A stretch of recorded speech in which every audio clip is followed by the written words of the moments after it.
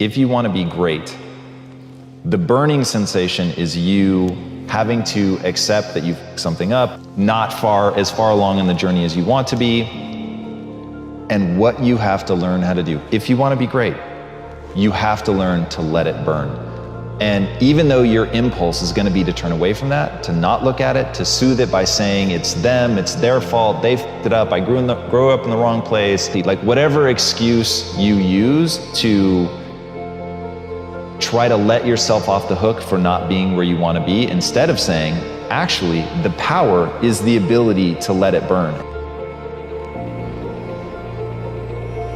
Not only is it possible, that's probably the best time to do it. When circumstances and situations are pressing in upon us, the only way we can overcome them is to go within, to actually begin to ask very empowering questions with the awareness that this universal presence and its law will answer any question that you ask. So if you're in a situation that is pressing on you and you ask, what's trying to emerge in my life? What is my gift to share? What is my purpose?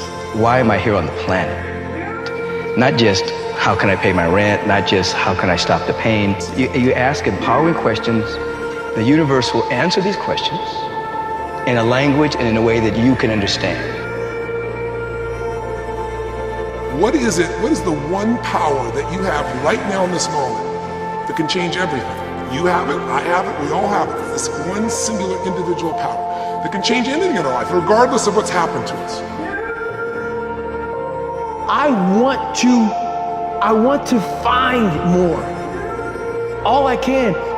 And in that sack of you have to dive in that to find more. Because if you're not willing to go in there and face yourself, you're not gonna find anything. You're gonna live right here on surface, man, right here on surface. So if there is an ending to this world and there is somewhere to go and there's a judgment, you're gonna get there and you might see a chart. And that chart may tell you who you should have been.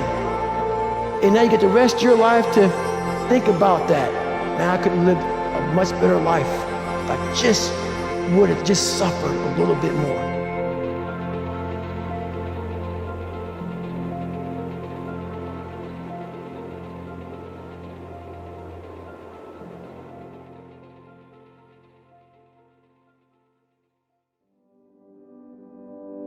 Whatever your answer is, you can do it right now, today, starting today, right? It's still possible. You can start doing that right now. It's empowering the present with the future. There is nothing stopping you from making it happen right now. You don't have to feel that way when you're 70. You don't have to feel that way when you're 80. You never ever have to feel that way if you start doing it right now. And you can do it right now.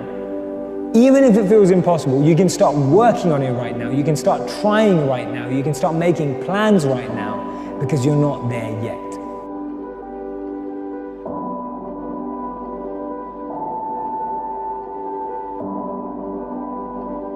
We create our own reality. So that will be true for me. I'm saying you're gonna come out the other side of this and you will be unstoppable. Your back's against the wall. You got work to do, like, let's go. You want to make a change, you have to change your vision of who you are.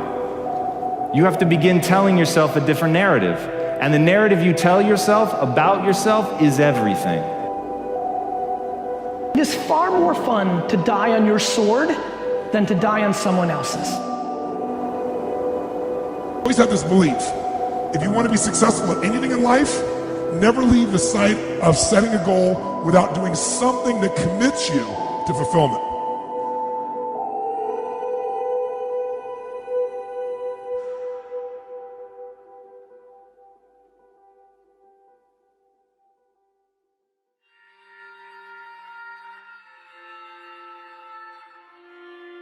Be able to go inside of your own soul and remember why you came to earth.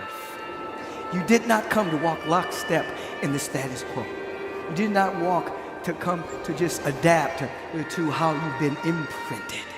You have come to transform your life, wake up again and remember your soul call, and then be of service with effluence, generosity, giving as your inquiry every single day, and you will discover by law, the universe by law will bring you your assignments every single day. Adopt the mode of authentic being. And that is something like refusing to participate in the lie, in deception in the lie, to orient your speech as much as you can towards the truth, and to take responsibility for your own life and perhaps also for the lives of other people. And there's something about that that's meaningful and responsible and noble, but also serves to mitigate the very suffering that produces, say, the nihilism or the escape into the arms of totalitarians to begin with. The hunger that doesn't go away, that hunger to be more, to do more, to give more, that hunger that never ends. Look, when you start deciding that it's time to change, you may have to use 5, 4, 3, 2, 1 5,000 times a day, because you're pushing through self-doubt, and you're pushing through procrastination, and you're pushing through resignation, and you're pushing through fear over and over and over and over and over and over and over again. If you use 5, 4, 3, 2, 1, and you push through everything that's stopping you right now, because this is your year, this is the moment that you're going to change. At some point, something's going to click, and the momentum's going to kick in, and suddenly, change isn't going to be scary. Change is going to be what's happening.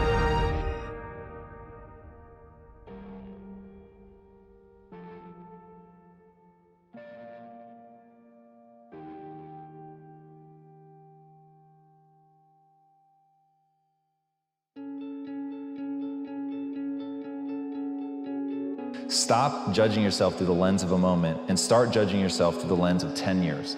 If you think of yourself in 10-year increments, like, you will blow your mind. So if you're embarrassed today about where you are, don't compare yourself even to yesterday, which may not soothe that and encourage you to push forward. Think back 10 years. But if you think back to where you were 10 years, chances are, like, you're gonna be blown away with how far you come. And so then it's like, all right, then I'm just gonna focus my gaze 10 years in the future and start saying, what would I have to do to be somewhere where I'd be blown away than where I'm at now? The pride that I'm going to establish is actually around my willingness to look at the fact that I'm not good right now today.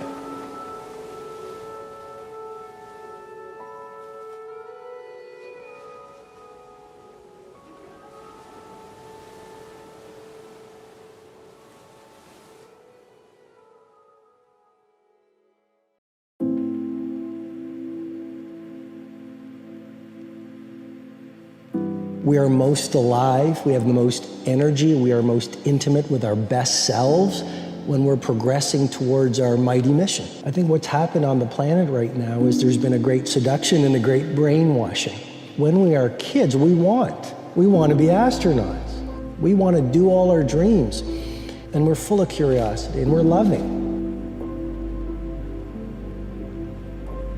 And we're passionate, we're strong. We're not afraid to be ourselves. But as we leave the perfection of childhood, the hypnosis and the brainwashing begins. Be reasonable. So that's our nature, but our parents give us limitation based on their limited psychology. And don't sing too loudly, don't dream too big, don't be too passionate. As we've left who we truly are, we've contracted. And now it's all about staying safe in the world versus going out there and letting our brilliance, our primal genius shine.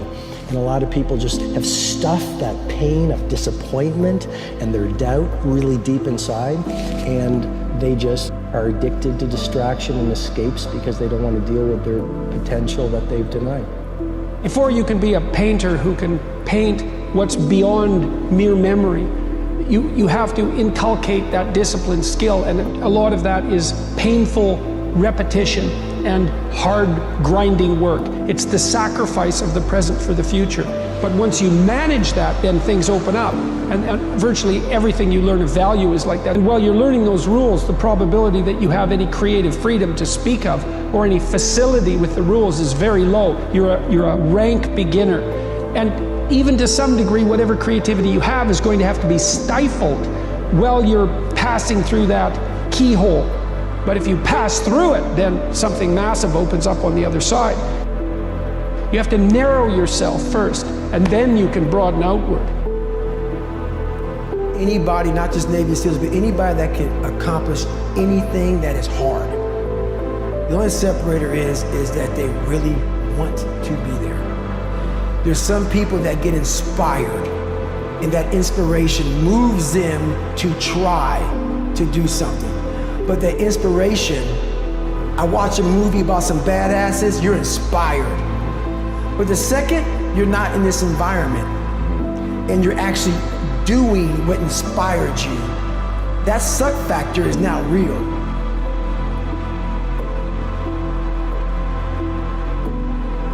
One of the real reasons we don't do the things that frighten us is because we are afraid of being judged.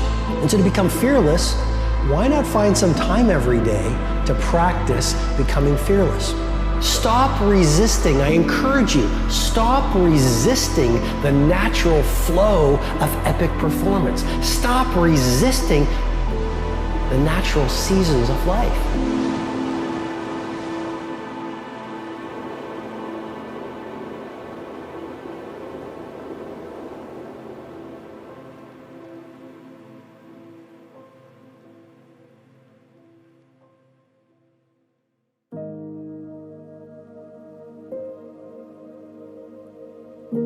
But something that the more somebody goes after it, the better off I'm going to be. The more it's going to push me towards my goals. And that thing is, and if somebody has a better answer, I will take it. But the only way to build your ego that is truly anti-fragile that I have found is to be the learner.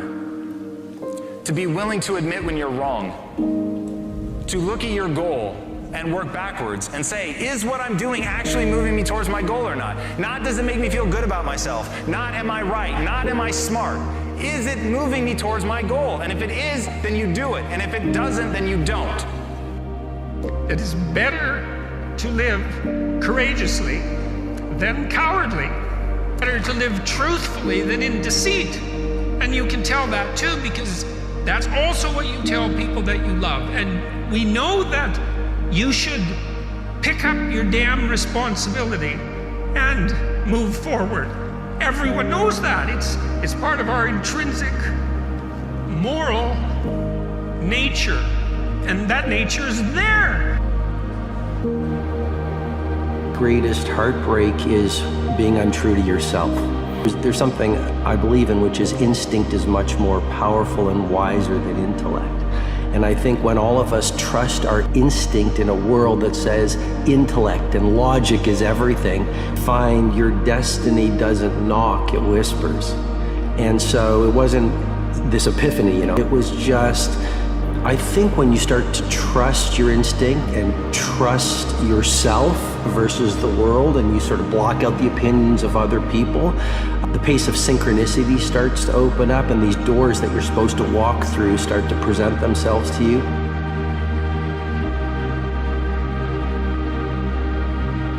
But if you want to have the passion to make something big, to make big change, it's got to be something that you believe in beyond reasonable doubt. It's got to be something you've just got to make happen.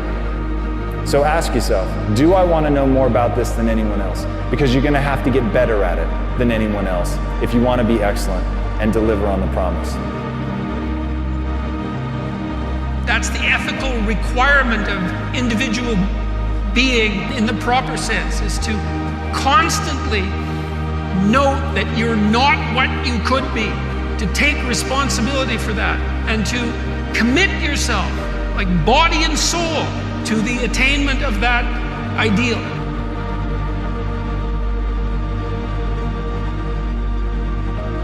For some people, it's been asleep for a long time because they're afraid. They're afraid that I'm going to get hungry, I'm going to try, I'm going to fail.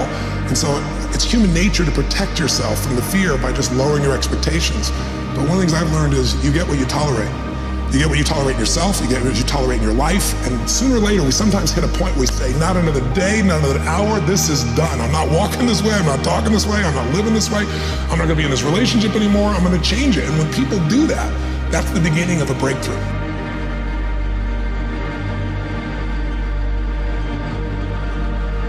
It's happiness It's not about achieving things. It's not about getting the result. It's about how you pursue the things that you enjoy and why you're pursuing them. And so the key to life, and I'm seeing it happen in my own life, is not actually checking the boxes and getting all those things that you dream about. It's how you go about living your life as you're pursuing it. What do I have to look forward to? Nothing if you've already achieved it, which is why it's so important for you to understand that the real meaning of happiness is about how you show up every day. Yes, you should have big goals. Yes, you should have big dreams. Yes, yes, yes, and yes, you should pursue them. Oh, don't ever think that, quote, making your dreams come true is what actually makes you happy. Because what actually makes you happy is having those big dreams and waking up every morning and doing a little something to push yourself to make them happen. It's about the pursuit.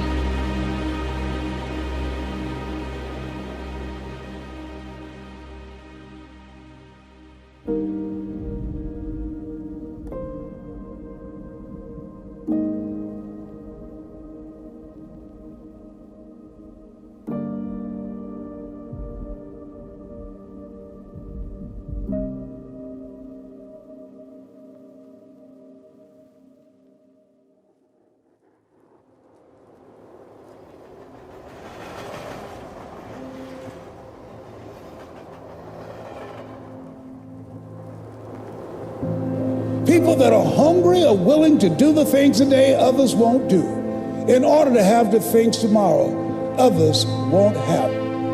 You have to discover what your values are. It's part of the reason why I think that you need to tell the truth, because you're forced to negotiate with yourself to operate properly in the world. And if you've warped yourself, let's say, or some elements of yourself by engaging in self-deception and lies, and you're not, now because of that, you're not who you could be, and you don't live in the world as you should live in it, then when you discuss with yourself what your value should be, it will be as if you're discussing it with someone that you can't trust. You learn more in the middle of a crisis, or when your life has that moment of a downtrodden. There is more wisdom and knowledge, instincts, intuitions, discernment, and instincts that are developed in the middle of a crisis. The truth is that you are going to suffer, but the way to deal with suffering is accepting that suffering and then recognizing that it is suffering, accepting it, and then letting it sort of have its say, and then moving on from it.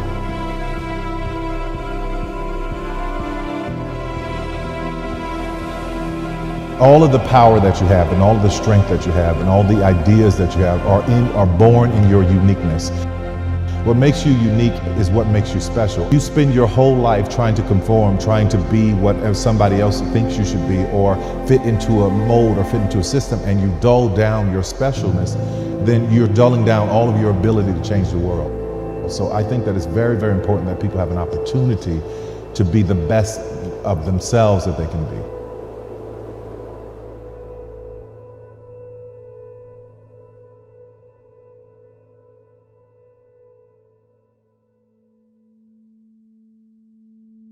Actually, we should play like champions and train like underdogs. Why?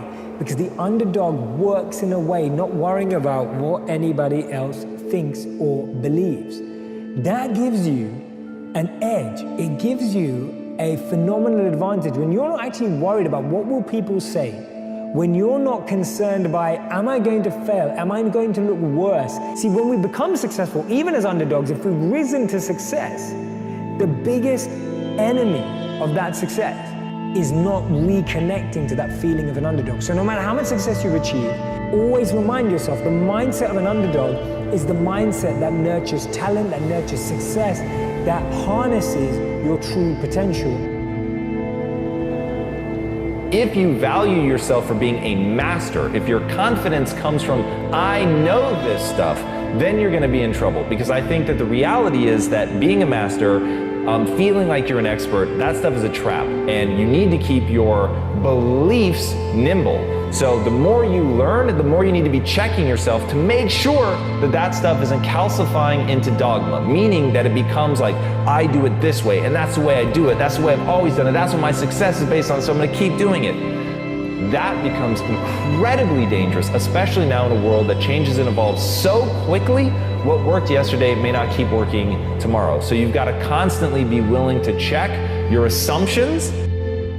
The things that you're feeling, clenching up, feeling like you're not good enough, feeling like you're not ready, doubting yourself, kind of spending too much time thinking about how much time you've wasted. You cannot overcome those thoughts because they keep rising up and they've become a habit. It's sort of a pattern. You are going to feel like an imposter until you push through that clenched up moment over and over and over again. And then suddenly, through action language, you're going to see that you're not an imposter at all. You're actually the kind of person that pushes through and does what he or she says they are going to do. When you get tired, when you get fatigued, when you get down, when you're in a slump, it's your habits, rituals, routines, and your standards that carry you through. And if you don't have good habits, you don't have good rituals, you don't have good routines, always in your life you will fall down in bad times, in slumps, and fatigue, and in stress. You've got to know every no brings you a step closer to a yes. Anybody can stop because someone said no, but there's something in you, in your heart of hearts, that's saying, I'm not a quitter. There's something in you that says, I've got the will to do it. There's something in you that says, I'm going to find a way.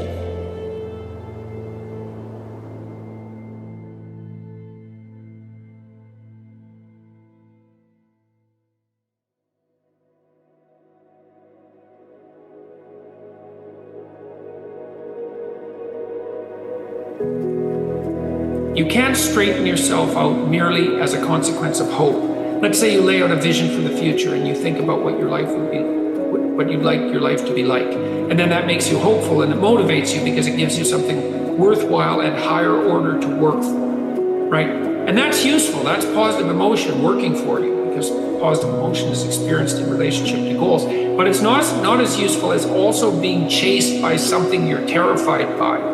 And if you have a good sense of how you'd fall apart if you stayed weak and just exactly what kind of hell that would be, then when you determine to do something like to tell the truth and to say what you think and to not do things that you hate, then you're going to be pulled along by the purpose that your vision has provided for you, but also pushed along by your desire to avoid the worst forms of hell that you've already outlined for yourself.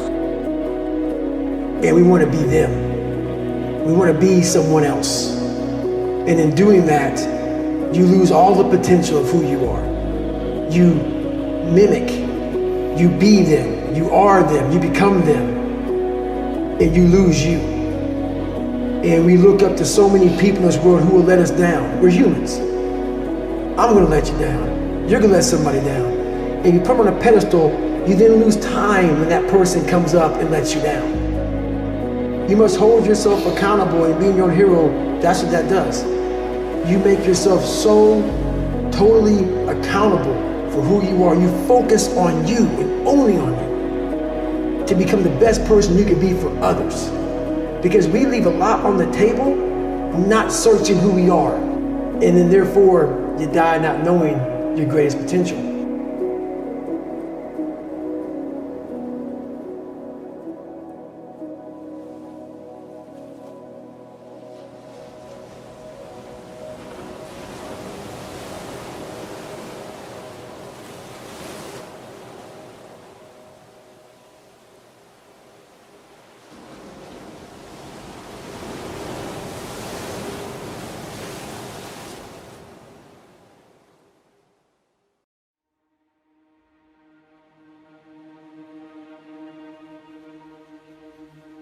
So you want to be normal.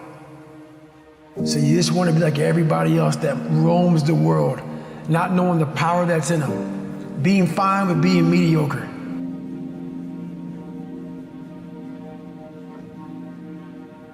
Your dreams are the most powerful thing. Without a dream, there's, again, no point in being here. And we are lost without dreams. So find the time on a daily basis to dream and pursue your dream, whatever that looks like. Be on the pursuit of your dream. I really believe that you have to seek the love and the beauty that you want in what you have now. Because that way you're training yourself to extract meaning right now, which means in the short term, if you can fill that role with meaning and your true passion and what's coming from you, then that's going to lead you to discovering the power of it. Because life is essentially tragic in its fundamental essence, you need a sustaining meaning that's deep and profound, and deep and profound enough to get you through bad times, because there will be very bad times in your life. There'll be death, and there'll be illness, and there'll be disappointment of all sorts. And there'll be just the standard difficulties of life in the world to contend with. And you really must have something that's profound and powerful to set up against that. And I think that your voluntary adoption of the struggle to improve being is the proper antidote to that.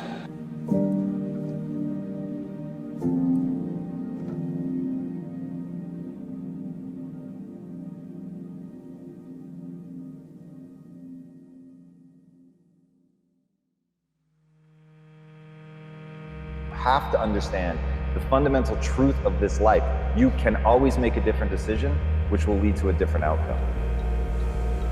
Success is not how much money or how much power you have. Success is how well do you do what you do when no one else is looking and keep on doing it. Successful people do all the things that successful people don't want to do. So you've got to be realistically humble. You've got to be ambitious enough in your goals so that you're pursuing something that you regard as truly meaningful and worthwhile.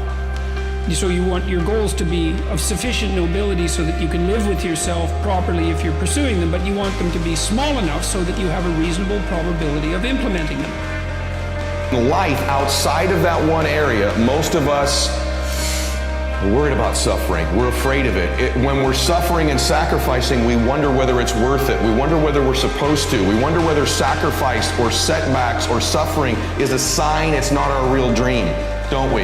And your body is a metaphor for the rest of your life, but the rest of our life, every time we sweat, every time we sacrifice, every time we suffer, we don't do what we do at the gym. We start saying, well, wait a minute, maybe I'm not supposed to be doing this. Maybe I'm not cut out. Maybe it's not my destiny.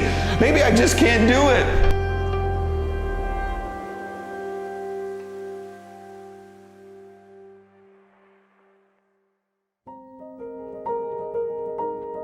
You've got to remember that any challenge we're facing today, we've faced it before as humanity. Changing the stories we tell ourselves, we can either look at challenging situations as opportunities for growth, as an opportunity to learn, as an opportunity to change, be the change, or we can look at them and really feel down. Now, that second part is okay. We can even feel like that, right? But we have to recognize it's not permanent. We've got to accept that none of our feelings are permanent. They don't need to be permanent, it's a choice. But recognize that those feelings are not permanent, and it will be amazing when we realize we are seeds, right? That is the most powerful way of finding strength. You get hungry by finding something that's you. I believe that all of us are born unique, but most of us die copies. And so the key to that hunger-driven life is a heart-centered life. I didn't do what I'm doing for years because of my programming, because of the culture in which I was raised in. But you have to work on yourself, and you have to have an unstoppable attitude, and no excuse is acceptable, and you've got to make it a priority, a non-negotiable in your life, and hold a constant vision of what it is you want to achieve. See it accomplished, and go all out. Find a way to win.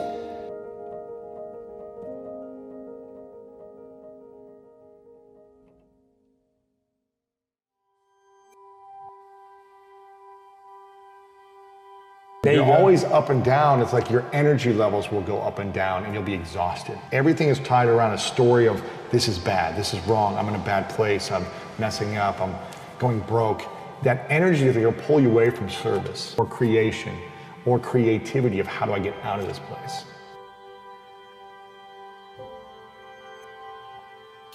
Assuming that you have a certain intrinsic value, it's necessary for that value to manifest itself, for you to push yourself against the world, to challenge yourself. Otherwise, what you're capable of won't manifest itself. It has to be developed. It has to be called forth by necessity, right? You have to pick a hard problem and try to solve it and push yourself against it in order for, and you have to try to do that truthfully and responsibly in order for what it is that you're intrinsically capable of and composed of to come to the forefront.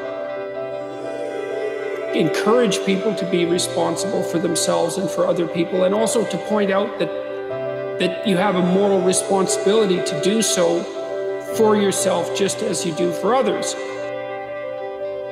There's a gap between the world and the things that trigger you and your response. And your entire life is that gap. And when you start to understand that your whole life plays out in this 5-second gap, and that there's a gap that's 5 seconds long between fear and courage, and there's a gap that's 5 seconds long between self-doubt and confidence, that is your life.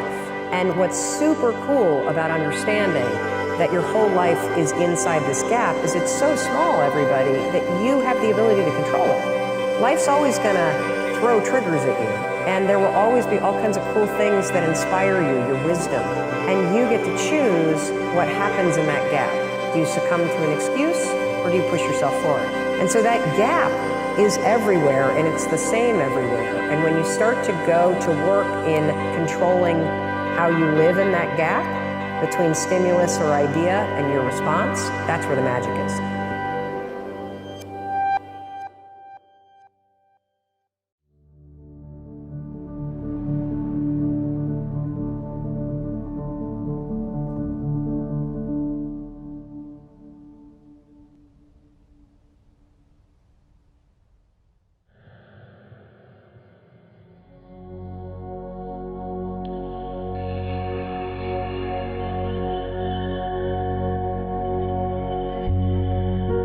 We're built for struggle, us human beings. We're built to contend with the world. We're built to contend with reality. You want a challenge, and the best way that you can take on a challenge, because a challenge fortifies you. So you don't want to be secure, you want to be strong. And you get strong by taking on optimal challenges. Life is bounded by mortality, but that doesn't mean that you don't get out there and contend. And you develop by contending, and you minimize the net amount of suffering in the world. And that's something, man, that's something to do. They have a negative attitude where they think that, well, if I don't do anything, if I just be a slacker, at least I won't fail, and I can kind of make myself feel better that I'm the best slacker that there is. You know, if you don't try too hard, you're never going to fail, you're never going to have the pain of failure. So that's the negative side of insecurity. But it can also motivate you to try even harder, to actually get work done, and to make it something really great, and to doubt yourself constantly. The future, we don't know. The past, it's gone. Now, the only thing you can deal with is what's right here, right now. And if you look, the sand is always moving. Point is this is all we've got right here, right now. We don't know how much we have left in the future, but we do know what we've got now. And I have found the people that win are the people who make up their mind. They're not going to waste the minutes. They're going to be productive. They're going to make it happen every minute. No matter how far you get in life, you have to be able to go back to scratch in your mind at a moment's notice. You can never get so far beyond scratch. What that means is, when you accomplish something in life, if you're willing to go back to scratch and visit that place for a long period of time, if you were here when you went back to scratch, you would now be here. Scratch is what makes you better. Scratch, friction, obstacles create growth. There's no friction when you're this far up in the game anymore. So your comforts are now, so your discomfort is now very minuscule to your discomfort back here. So you have to go back to the total discomfort to then raise your level of where you're at now. I think in the end, persistence is more important than anything else, and having a desire to do something. You want to prove something, so you have a vision of where you want to go, you're willing to persist and overcome. That's probably the key thing. You have to have a vision of where you want to go, you have to persist in it, you have to be willing to overcome failures and not be afraid of making a mistake. When you're down and out, the first thing people do is blame it on everybody else but themselves. When you start taking responsibility, you have a little different outlook.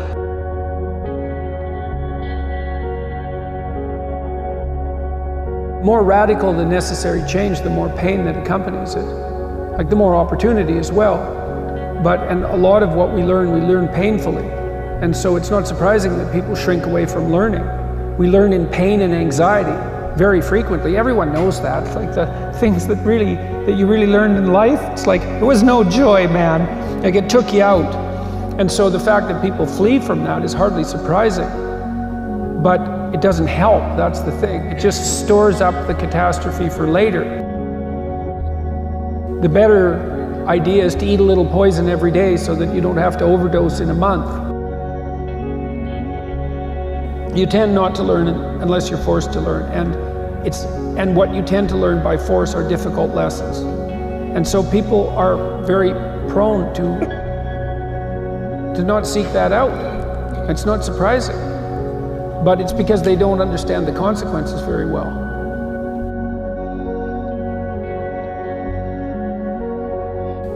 Any way of forestalling it. All you do is make it worse in the future. You make yourself smaller and you make the lesson harder. But you have to have a very tragic, I would say, view of reality, and also a harsh one, because it's not just tragedy, it's also malevolence. You have to understand that those are waiting for you. And that makes you desperate enough to learn. And that might make you desperate enough to fall out of your ideology. But that's a hard way of looking at the world. It beats living through it, though.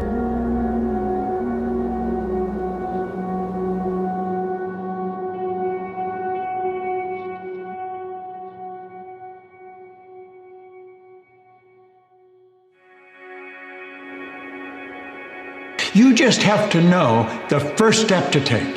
And when you take that step, you're going to find that your conditions, your circumstance, and environment will change. Then you see how you have to make the next step. It's a matter of adapting all the time. You only have to know two things. You have to know where you're going, and you have to know that you're going to get there. You've got to see it in your mind. Now, this is the beautiful scenario. This is what it's all about. Save that in your mind and think of it often. Every time you think of your goal and you're trying to figure out how you're going to do it, think of that vertical wall of ice. What's the next step? That's all you really have to know. One step at a time. And you'll get to wherever you're going. You get to choose your life. You get to choose how you feel, not other people. There's these illusions in life. We really can't control anything other than our own thoughts, our own behavior, our own patterns. We can't control what other people do, say, or think. It's an opportunity, and the opportunity is on many levels to rethink your life, to rethink your values, to rethink where you're going, to rethink what your career should be, what your relationship to other people should be. It's a time to reorient yourself to who you are and what you like and what your goals are and what makes you unique. If you take that attitude, then the obstacle is the way. If you have that attitude where obstacles are actually the path forward, nothing's going to stop you. But it's all how you look at things. It's kind of a mental process that you switch to seeing the positive side. Truth of the matter is that you have a lot of potential as a child, but none of that is capable of manifesting itself as freedom before you become disciplined. And discipline is a matter of the imposition of order, and the order is necessary, especially for people who are hopeless and nihilistic. And lots of people are hopeless and nihilistic. Way more people than you think. And part of that is because no one's ever really encouraged them. Lay a disciplinary structure on yourself, get the chaos in check, and then you can move towards a state that's freer, because it's discipline first. Comes out of that is a much grander freedom. And so virtually every freedom that you have in life that's true freedom is purchased at the price of discipline. Most people half-ass half their life all the time. I knew they were gonna get tired. They were gonna flinch. They were gonna get down. They quit improving themselves. They start sleeping in. I'm gonna keep getting wide. I'm gonna stay relentless. Don't give in to the fears. Don't give in to the setbacks. You're gonna have failure. It's part of the game.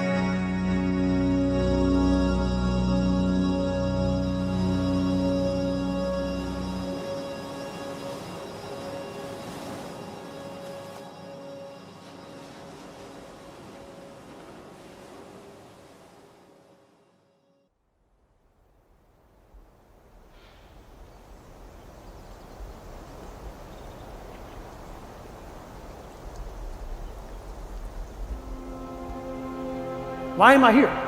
If you don't know that, you will live the rest of your life searching, always asking the question, why?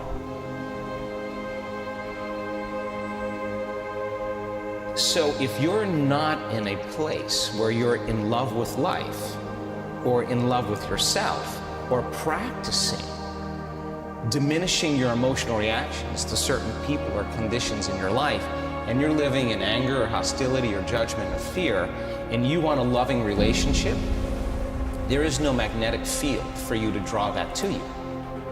And in fact, if you say to me, well, it's that person or that circumstance that's caused me to feel this way, then I would say, you mean that person or that circumstance is controlling the way you feel and the way you think. And anything that controls the way we feel and the way we think, we are victims to, right?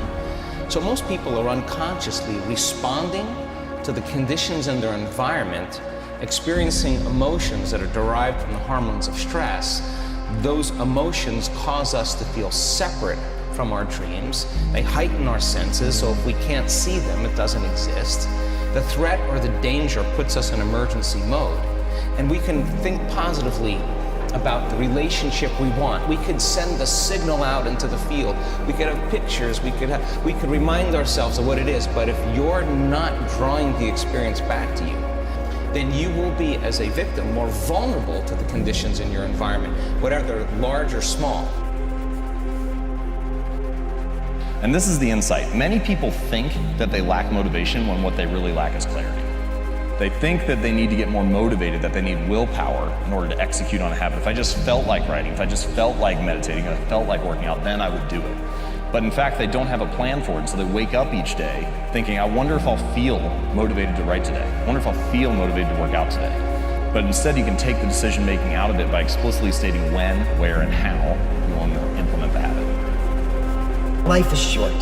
It's going by a gazillion miles an hour. We got one shot at this. We might as well squeeze every bit of juice out of life we possibly can. Winners win when no one else is watching.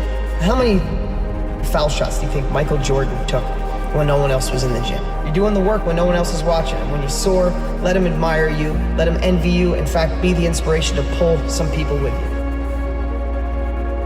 Can you go to your mistakes? Can you go to your weaknesses? Right? Can you go to other people's mistakes and weaknesses? Some people, because of an ego barrier, can't do that. It's the process essentially of saying, what am I like? Everybody has strengths and everybody has weaknesses. The weaknesses are the other side of the strengths. Life is one big mind game. And you're playing it with yourself. Tranquility is the new luxury. And we are most true to our best selves when we're tranquil, peaceful, and serene.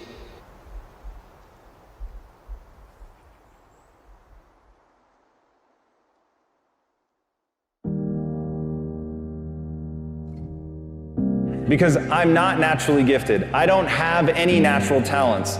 And all of us are born as this lump of jelly that can't hold its own head up. And we all learn to do things. And it's that ability to specialize that makes us great. And the things that you choose to put your time and energy into, those are going to be the things that allow you to accomplish something. But all of that is a choice. You're not going to think your way to passion. You can't think your way to finding something that you feel in your heart. It doesn't work that way. You got to feel your way into it. It's inside of you. Do you understand? The economy is going to change no matter what you want it to do. The weather is going to change. Relationships are going to change. Everything in life is always changing. We don't have to work on change. Change is automatic, but progress is not.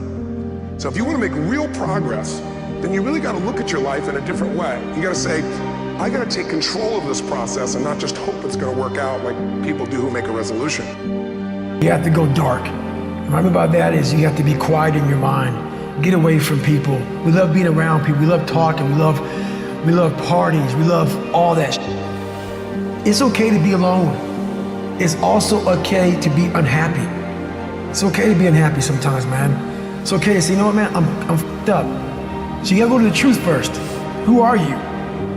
Get really accountable and say, okay, who am I? What's the truth about me? Get to that dark place in your mind. Figure out, it may take months, it may take years. Figure out your purpose. Figure out what you want to be in life. And then from there, okay, I have my purpose. It may take a long time. No one knows their purpose because it's too loud. Find your purpose. From there, all right, you gotta start planning. People love the planning phase because it's very comfortable. Then from the planning phase, you gotta go to execution. So the execution phase will we all hate because that's where the real work begins, and that's when the failure happens, and the failure, and the failure.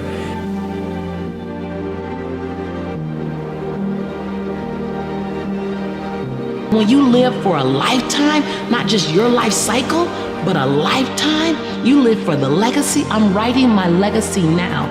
You won't sweat the small stuff anymore. You won't get caught up in gossip. You won't get caught up in living inside worry. You might worry, but worry does not have permission to take up real estate in your body. And so, for example, if you're going to treat yourself properly, which you should, you have to treat yourself as an iterated process across time properly. So you today, you tomorrow, you next week, you next month. But the right place to start is with the things that are within your local control. And there's some humility in that. It certainly has nothing to do with instantaneous self-gratification or selfishness.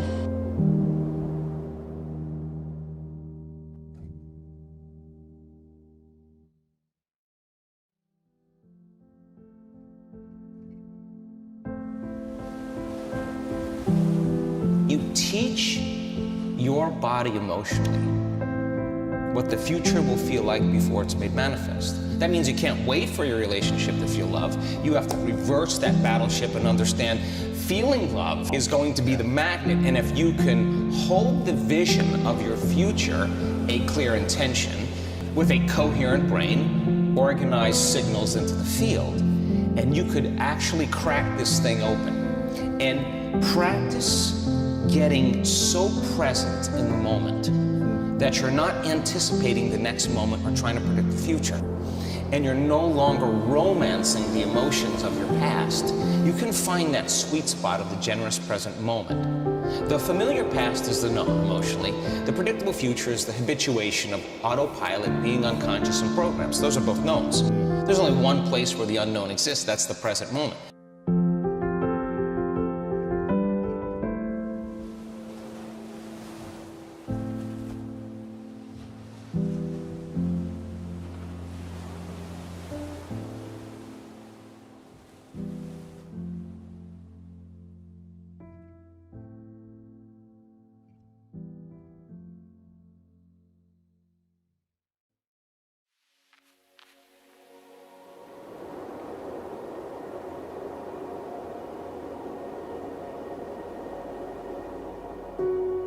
We were born to do something. You're here to do a work. The two most important moments in our lives, the day that we're born and the day that we realize why we were born. And if you don't know, if you want to live a life of misery, don't try and find out. But if you want to live a life that has meaning and value and a sense of direction, spend as much time as you possibly can to answer the question, why am I here? If you're not being defined by a vision of the future, then you're left with the old memories of the past, and you will be predictable in your life.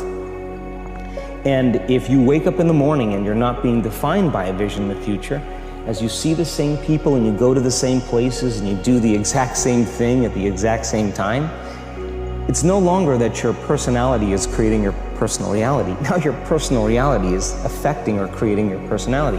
Your environment is really controlling how you think and feel unconsciously, because every person, everything, every place, every experience has a neurological network in your brain. Every experience that you have with every person produces an emotion. So now, they need the outer world to feel something. So, to change them is to be greater than your environment.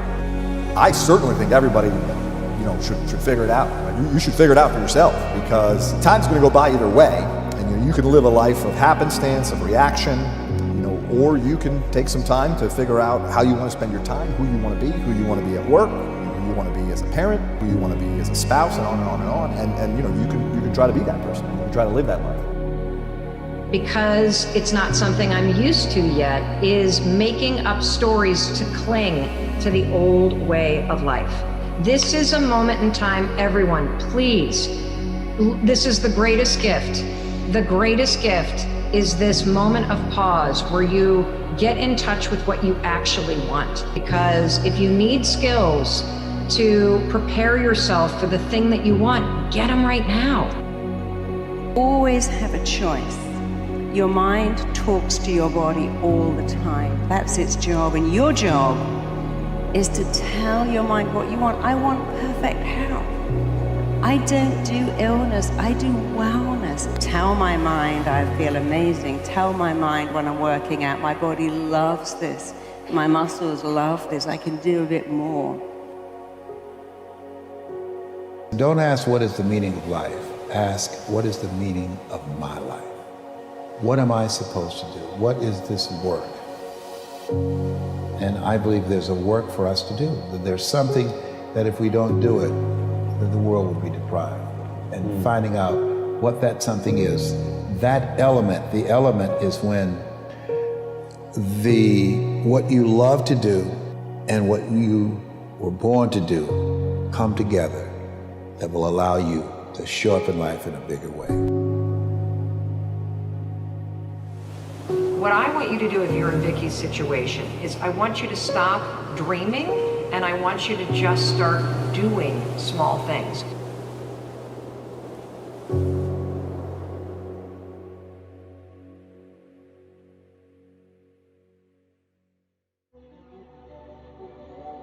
If you don't have a goal, a transcendent goal, say, something that's beyond you, then you don't have any positive emotion. And that's not good, because you have plenty of negative emotion. And then that's the problem with fundamental claims of meaninglessness too in life. That it's the philosophical error that's made by nihilists. That suffering is a form of meaning, and you can try to argue yourself out of that with your nihilistic rationalizations, but that is not going to work. You need a transcendent goal in order to withstand the slings and arrows of outrageous fortune. Is my dream really my dream? Or is it someone else's? When you're willing to take control of your environment and put yourself through the stressors required for adaptation, you literally can become anything. You live in a dominant culture that is designed to destroy your sense of self and your belief in yourself, and you have to learn ways in which you can begin to connect with this power that you have within yourself to handle where you are. The key is to be constantly in a perpetual process of discovering the truth of who you are and fighting constantly to look for ways in which you can escape the inner conversation. The most important step we're ever taking in life is our next one. A lot of us get our feet stuck in concrete. We get our feet stuck in concrete because we're afraid to make enemies. We're afraid to speak what's on our mind. We're afraid of being in that group of people. And When you walk away, we're afraid of what they might say behind your back. All that fear clouds your brain, clouds your thinking. One thing in life, you're gonna always have haters. Embrace them. That there's always a short-term and a long-term impact to the decision. The short-term impact to making an expansive decision, a decision that's based in your heart and your soul, sometimes it's terrifying because sometimes it means moving, or it means changing a job, or changing a relationship, or having a difficult conversation, or starting something new. And those sorts of things are always uncomfortable. So brace for impact, put the force fields up, but make the decision anyway. Because the long-term impact of making a decision from your heart and soul, that is where the best life comes from. Because you're living for what's true for you, not what's safe in the moment. You see, if I borrow the dream from you or someone else, I won't pay that price. But if it's my dream, I mean it's really my dream, then I'll pay that price.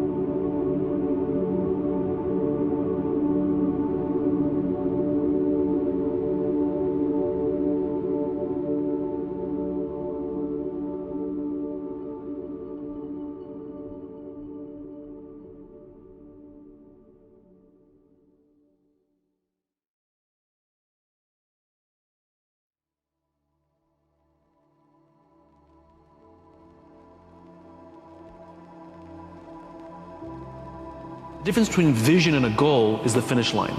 A goal is 26.2 miles. You can simply count the metrics and know when you've completed your goal. A vision is having a crystal clear sense of what the finish line looks like, but no idea of how far away it is. And the reality is you will spend your entire life never actually crossing the finish line, but the joy that every marathon you complete, you feel like you're getting closer. Every milestone that you accomplish makes you feel like you're getting closer and closer to the ideal, and this is what gives our life and our work meaning. It's just looking in the mirror and telling yourself the story that you want. I mean, and a lot of people tell the story that everybody else wants them to tell, right? So the marketing message is the story is being told from out here, and then you're bringing it to you. What you have to do is tell the story you want. I wanted to be the powerful person. I wanted to be the one that people looked up to. I wanted to be the person that was respected. I just started telling that story over and over in the mirror. I mean, it was as simple as that. We suffer on all different levels of suffering. Some people suffer on a high level, some people suffer because is the job going to get done? You have these moments of suffering, no matter if it's 5 minutes of suffering or an hour of suffering or months of suffering. Some people lose a relationship and they suffer for years. And if you can limit the time you suffer, the more you can work on the solutions that better your life. I thought, how about I just leap with my imperfection and then find my form of perfecting my imperfection while I'm sorry. How about I do that? How about you not wait to get it right? You figure out how does it look doing it wrong? How does that look? Because your 80% of right is somebody else's 159% of what they need. And when you want to do it right and you want to wait till you're not afraid and you want to wait till you have it all together, oh, you made it about you again. See, Nelson Mandela did it. He just did it not knowing if it were right. Mahatma Gandhi just did it not knowing if it were right. Mother Teresa just did it not looking for affirmation or confirmation. Is this right? Martin Luther King did it not even knowing if it would happen before his life ended. Because I have a dream I mean, what are you waiting on? Are you willing to do it afraid? Because you don't achieve worthwhile goals quickly or easily. They take time. They take struggle. They take relentless pursuit day in and day out. That's what it takes. The quality of your life has nothing to do with how much money you have, how many beautiful children you have, how many people love you. The quality of your life is where you live emotionally. So we have to take control of what we focus on. We got to come up with new meanings, empowering meanings, and then that affects what your final decision is. What am I going to do? And that's when I realized that there's two ways to see the world. Some people see the thing that they want, and some people see the thing that prevents them from getting the thing that they want.